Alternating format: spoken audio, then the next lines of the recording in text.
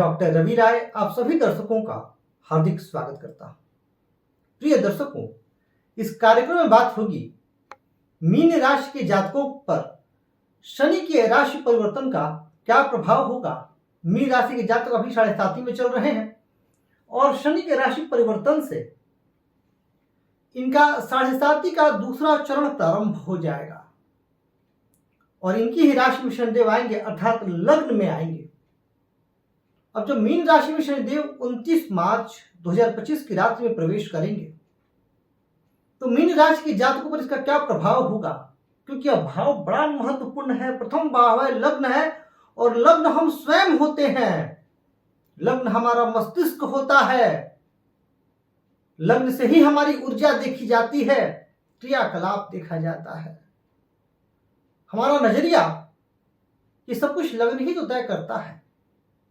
अब प्रथम भाव में जब शनिदेव आएंगे तो इनकी दृष्टि भी बहुत महत्वपूर्ण भाव पर होगी। पराक्रम भाव पर तीसरी दृष्टि होगी, विवाह स्थान पर सप्तम दृष्टि होगी, और कर्म भाव जिससे नौकरी और व्यवसाय का विचार किया जाता है अर्थात दशम भाव, दशम दृष्टि दशम भाव पर होगी। तो स्वास्थ्य के भाव में यानी खुद के भाव में पराक्रम, जीवन साथी, दाम्पत्य, कर्म, लगभग सभी महत्वपूर्ण पहलुओं को शनिदेव यहां प्रभावित करने जा रहे हैं।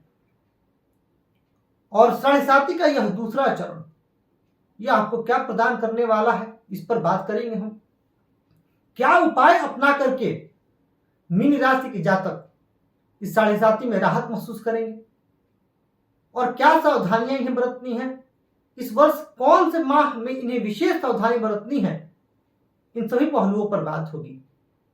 तो देखिए, जब 7.5 चल रही होती है या शुरू होने वाली होती है या विभिन्न चरण जब प्रारंभ होने वाले होते हैं तो हम सभी भयभीत हो जाते हैं। 7.5 से डरना नहीं चाहिए।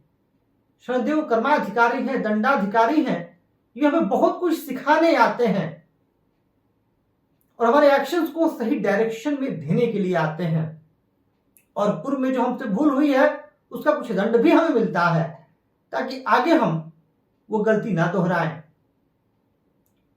अब यहां पर कुछ चुनौतियां तो रहेंगी, पर कुछ अच्छी बात भी है। जो सबसे पहले पॉजिटिव बात है वो करते हैं, और इसके बाद जो चुनौतियां रहेंगी, जहां सावधानियां रखनी है वो करेंगे, फिर हम लोग उपाय पर बात करेंगे। तो देखिए, पॉजिटिव बात आपके लिए ये है कि ये मीन राशि है, लग्न में यह शनिदेव की सम राशि है, और मीन राशि के लिए शनिदेव स्वामी होते हैं लाभ भाव के और व्यय भाव के। तो अच्छी बात है कि लाभ के भी हैं, तो कहीं ना कहीं लाभ की भी प्राप्ति होगी, क्योंकि लाभ भाव के स्वामी का मस्तिष्क से संबंध बनना यह इस बात की तरफ इशारा है कि आप भविष्य के लिए योजनाएं बनाएंगे कि लाभ कैसे मिले, मैं क्या करूं कि मेरा व्यक्तित्व अच्छा हो, मैं क्या करूं कि जो मेरा कार्य है वो अच्छा हो, मेरा नौकरी व्यवसाय व्यापार अच्छा हो। एक ये अच्छी बात है। दूसरी बात है कि इस समय आपके अंदर दूरदर्शिता जो है वह विकसित होगी।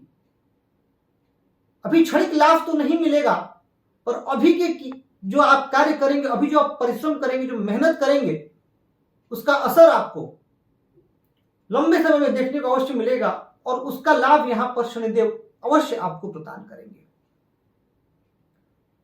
जो शनिदेव की तीसरी दृष्टि है पराक्रम भाव पर, यह मित्र दृष्टि है, और इसमें जो पॉजिटिव ये है, इस समय आप अपने स्वयं से प्रयास करेंगे कि जो आपके संबंध भाई बहन से मधुर हो, और पराक्रम करने का पूरा प्रयास करेंगे, आप मेहनत करने का पूरा प्रयास करेंगे, अभिव्यक्ति को बेहतर बनाने की कोशिश करेंगे, और बीच बीच में सफलता भी प्राप्त करेंगे। तो ये एक सबसे अच्छी बात इस 7.5 में आपके साथ होगी। अच्छा, एक बात बता दूं कि जिनकी महादशा और अंतर्दशा उनकी कुंडली में योग कारक ग्रहों की चल रही है, अनुकूल ग्रहों की चल रही है, या जिनकी जन्म कुंडली में शनिदेव अच्छी स्थिति में विराजमान है, नवमांश कुंडली में अच्छी स्थिति में है, उनके लिए फिर डरने की कोई आवश्यकता ही नहीं है। इस 7.5 के दूसरे चरण में भी आप सफलता प्राप्त करेंगे, स्वस्थ रहेंगे और खूब उन्नति करेंगे। तभी मैंने कहा कि ऐसा बिल्कुल नहीं है, कदापि नहीं है कि 7.5 आएगी तो आपको डर जाना चाहिए, परेशान हो जाना चाहिए। हाँ, चुनौतियां उनके सम्मुख जरूर रहेंगी जिनकी जन्म कुंडली में महादशा और अंतर्दशा भी योग कारक ग्रहों की नहीं चल रही हो और जिनकी जन्म कुंडली में शनिदेव अच्छी स्थिति में नहीं है, उनके लिए निसंदेह चुनौतियां हैं। उनके लिए फिर क्या होगा कि जब शनिदेव लग्न में आएंगे तो जब लग्न का संबंध बनता है शनि से और जब उसका नकारात्मक प्रभाव दृष्टिगोचर होता है, उस समय व्यक्ति के अंदर आलस्य प्रवेश कर जाता है, मन उचटता जाता है, एक अजीब सी निरसता, एक अजीब सी उदासी मन में व्याप्त कर जाती है, दिनचर्या अस्त व्यस्त हो जाती है और व्यक्ति के अंदर काम टालने की आदत विकसित हो जाती है। यह पहला दुष्प्रभाव आपको इस शनि की 7.5 में, जिनकी महादशा और अंतर्दशा अनुकूल ग्रहों की नहीं चल रही है, उनको देखने को मिलेगा। फिर स्वास्थ्य भी आपका खराब रहेगा और कोई ना कोई बीमारी आपको परेशान करती रहेगी। आपका जो इम्यूनिटी सिस्टम है वो वीक हो जाएगा, यानी रोग प्रतिरोधक क्षमता में कमी आ जाएगी, जल्दी बीमार पड़ने लगेंगे आप, मन चिड़चिड़ा सा हो जाएगा, खिन्न रहेगा मन और किसी कार्य में मन नहीं लगेगा। फिर उस अवस्था में जैसा मैंने बताया कि जिनकी जन्म कुंडली में योग कारक ग्रहों की दिशा नहीं चल रही हो या शनिदेव अच्छी स्थिति में ना हो, फिर ये जो दृष्टि है ये भाई बहनों से संबंधों में भी अनबन जो है वो प्रदान कर देगी। आप स्वयं अपनी बात को अच्छे तरीके से नहीं रख पाएंगे। फिर जो इनकी दृष्टि सप्तम भाव पर आएगी, यह आपके दाम्पत्य जीवन के लिए चुनौतीपूर्ण बन जाएगी। दाम्पत्य जीवन में परेशानी, कलह, वाद विवाद, वैचारिक मतभेद, जीवन साथी का स्वास्थ्य खराब, जीवन साथी का रवैया आपको कई बार पीड़ा पहुंचाएगा और आप परेशान होंगे, या कार्य के सिलसिले में जीवन साथी का आप जहां रहते हैं वहां से किसी दूर अन्य शहर में जाना, यह भी आपको परेशान और व्यथित कर सकता है, या जीवन साथी के घर वालों का जरूरत से ज्यादा हस्तक्षेप भी आपके मन को व्यथित कर सकता है, पीड़ा पहुंचा सकता है। इस भाव से हम पार्टनरशिप का भी विचार करते हैं। तो जो लोग पार्टनरशिप के बिजनेस में हैं उन्हें विशेष तौर पर सजग रहना चाहिए और प्रयास करना चाहिए कि जो आपका बिजनेस है उसमें ट्रांसपेरेंसी बनी रहे, पारदर्शिता बनी रहे, तभी वह आपके लिए कल्याणकारी होगा। अन्यथा पार्टनर से वाद विवाद, पार्टनर से धोखा की भी संभावना इसमें विकसित हो रही है। फिर उस समय जब शनिदेव की दृष्टि दशम भाव पर जाएगी तो कार्मिक क्षेत्र में चुनौतियां, मेहनत के बावजूद रिजल्ट नहीं मिलना या मेहनत ना कर पाना, दोनों चीजें इस समय आपके साथ रहेंगी। अपने उच्च पदस्थ अधिकारियों से संबंध जो है वह विशेष तौर पर आपके खराब होने लगेंगे और आप कोई अच्छी बात भी कहेंगे तो आपकी बातों का गलत अर्थ ले लिया जाएगा। इस समय आप अति भावुक हो जाएंगे और भावना में बहकर के गलत निर्णय ले लेंगे। तो ये सारी चुनौतियां इस 7.5 में रहेंगी, इससे मैं इनकार नहीं कर रहा हूं, पर उनके साथ रहेंगी विशेष तौर पर जिनकी महादशा अंतर्दशा अनुकूल योग कारक ग्रहों की नहीं है, साथ ही साथ जिनकी जन्म कुंडली में शनिदेव की स्थिति अच्छी नहीं है। यही अगर महादशा अंतर्दशा अच्छी हो, योग कारक ग्रहों की चल रही हो और शनिदेव भी अच्छी स्थिति में है, तो फिर आपको इस 7.5 में भयभीत होने की, चिंता करने की कोई जरूरत नहीं है। इस 7.5 में भी आप सफलता प्राप्त करेंगे। अब आप में से जो मेरे परिवार के कुछ दर्शक हैं, मीन राशि के विद्यार्थी हैं, वो पूछते हैं गुरु जी हमारे लिए क्या रहेगा, कॉम्पिटिटिव एग्जाम में सफलता कब मिलेगी, हम मेहनत खूब कर रहे हैं। और मैं मानता हूं मीन राशि के कई जातक वैसे बहुत परेशान थे, विद्यार्थी खूब मन लगा के पढ़ रहे हैं, फिर भी कई बार रिजल्ट उनके पक्ष में नहीं आ रहा है। जो विद्यार्थी सरकारी सेवा की तैयारी कर रहे हैं उन्हें भी बहुत बाधाओं का सामना करना पड़ रहा है, खासकर पिछले 1.5-2 वर्षों से। तो देखिए, आपके लिए मैं ईमानदारी से कहूं तो स्थिति चुनौतीपूर्ण तो बनी हुई है और इस समय क्योंकि आप भी मीन राशि के हैं तो आपके अंदर भी आलस्य का प्रवेश होगा और काम टालने की आदत। कई बार ऐसा होगा कि ठीक है ये चैप्टर कल पढ़ लेंगे, या आपने जो रूटीन बनाया ठीक है कोई बात नहीं, 1-2 दिन चला गया, परसों कर लेंगे, अभी यहाँ घूमने चले जाते हैं, ये इस दोस्त ने बुलाया है। ये चीजें, इन चीजों को अवॉइड करिएगा, एक स्ट्रिक्ट डिसिप्लिन को फॉलो करिएगा, क्योंकि शनिदेव उन लोगों को बड़ा पसंद करते हैं जो डिसिप्लिन हो। शनिदेव उन लोगों को बड़ा पसंद करते हैं जो मेहनती हों। माफ कीजिएगा, तो मैं कह रहा था कि शनिदेव उनको बड़ा पसंद करते हैं जो मेहनती हों। तो मेहनत तो आपको करनी है और खूब करनी है। स्थितियां आपके लिए भी अनुकूल होंगी, विशेषकर जब बृहस्पति आपके लिए चतुर्थ भाव में आएंगे, जब राहु और गुरु का राशि परिवर्तन होगा, मई में होने वाला है। देवगुरु बृहस्पति 15 मई को प्रवेश करेंगे मिथुन में, और राहु और केतु का भी राशि परिवर्तन 18 मई को होगा। तो उस पर मैं विस्तार से चर्चा करूंगा, जैसे आज शनि की बात हो रही है। तो ये आपने समझ लिया। अब जून से लेकर के अक्टूबर तक, नवंबर तक शनिदेव वक्री रहेंगे। अब इस अवस्था में चुनौतियां बढ़ेंगी, ये सबके लिए बढ़ेंगी, चाहे विद्यार्थी हो, जो लोग नौकरी करते हो, उनके लिए भी बढ़ेंगी। फिर उस परिस्थिति में आपको अपने स्वास्थ्य का विशेष ध्यान देना होगा, वाहन चलाते समय विशेष सावधानी रखनी होगी, और यात्राओं को उस समय आपको अवॉइड करना चाहिए। जितनी आप यात्राएं अवॉइड करें उतना आपके लिए बेहतर होगा।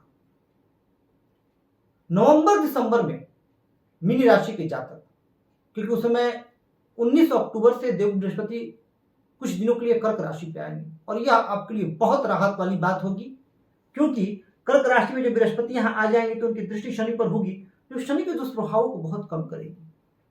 तो नवंबर और दिसंबर के महीने में मीन राशि के जातक पदोन्नति की उम्मीद कर सकते हैं, व्यापार व्यवसाय में विस्तार की उम्मीद कर सकते हैं, विद्यार्थी वर्ग सफलता प्राप्ति की उम्मीद कर सकते हैं, और पारिवारिक जीवन में भी कुछ शांति, कुछ चैन का अनुभव महसूस कर सकते हैं। वो 3-4 महीने के लिए होगा उस समय, इस 7.5 में भी आपको ध्यान रखना है।